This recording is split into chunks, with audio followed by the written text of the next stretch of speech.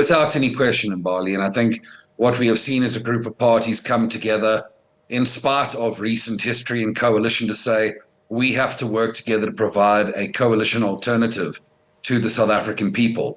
But I think we've long recognized that we are going to need expert facilitation in this process to navigate what is undoubtedly a very tricky road. And I think when you consider what Professor William Gumede brings to this process by way of credibility, but also by way of an incredible track record of service to his country and mediation through difficult challenges that our democracy has faced, I think he's going to undoubtedly lend a huge amount of credence and support to this important program. And maybe you can just give us a bit of insight. How was he selected and what will his role be exactly?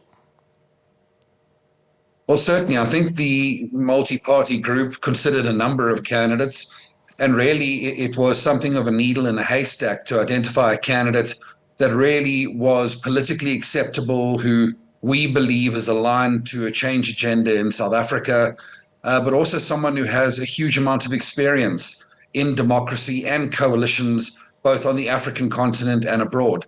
And I think when you consider Professor Gumede's contributions in these particular regards, going back to his anti-apartheid struggle credentials, to his involvement in the National Peace Committees during the difficult transition to democracy in South Africa, his secondment to the Truth and Reconciliation Commission, and all of his significant contributions, some of which you've named. I think everyone is blown away with him as this choice. And certainly the role we will be asking him to play will be to chair the two-day convention in August, as well as our preparatory meetings leading to that process. And already we can see his involvement is bringing a huge amount of difference, and he's bringing people to the table that are going to improve the facilitation of this process and increase the odds that these parties can indeed find one another. You know, what do you have to say to those who are saying all of these 7 political parties who are coming together? I mean, you've made it quite clear that the ANC and the EFF are simply not welcome to this convention. What do you have to say to those that who say that this seems like it is a pre-coalition already that exists just before the elections?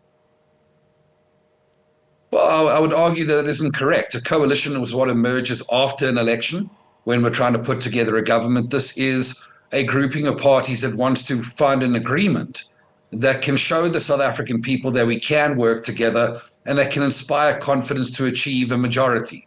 It is the view of these parties that the very first step to fixing South Africa will be for an alternative vision to find a majority.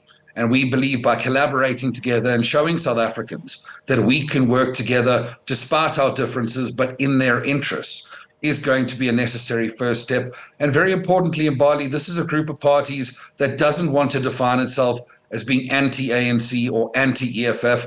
This is a group of parties that wants to define itself in terms of a positive alternative vision for the South African people. And we believe South Africa is ready for that vision now. And this conference, of course, taking place on the 16th and the 17th of August, you know, this convention, if you can just let us know, what will it look like when it takes place? Well, it will be a 2-day conference between these political parties. Parties will be represented by delegations. There is a 17-point agenda currently under discussion, which will ultimately form the basis of conversations. And I think most importantly within that agenda is a very public-facing alternative vision that we would like to define for the South African people. We want to agree on what the priorities of a new incoming government must be. We want to agree on what principles a new government must change about the way South African government works. But also importantly, in Bali, we want to talk about what it is these parties share by way of an understanding of how we will address South Africa's greatest challenges. Because we believe that while there are things that we differ on, and a great many things indeed, when it comes to the question of how we fix the economy, how we end load shedding, how we fight crime, how we reform our education system, there is common ground that we can meet and discover, and that is what we would like to present to the South African people so that they can have hope in a better future. And I know you said that you don't want to be known as a convention that is barring some of the parties like the EFF and the ANC, but one would say that heading into, a time where we have been told on numerous occasions that we might find ourselves at a coalition on a national scale, why not invite all parties? And, why simply make statements that are saying that, the ANC and the EFF are not welcome? Are you still sticking to those words, saying that, they shouldn't form part of this coalition or this convention?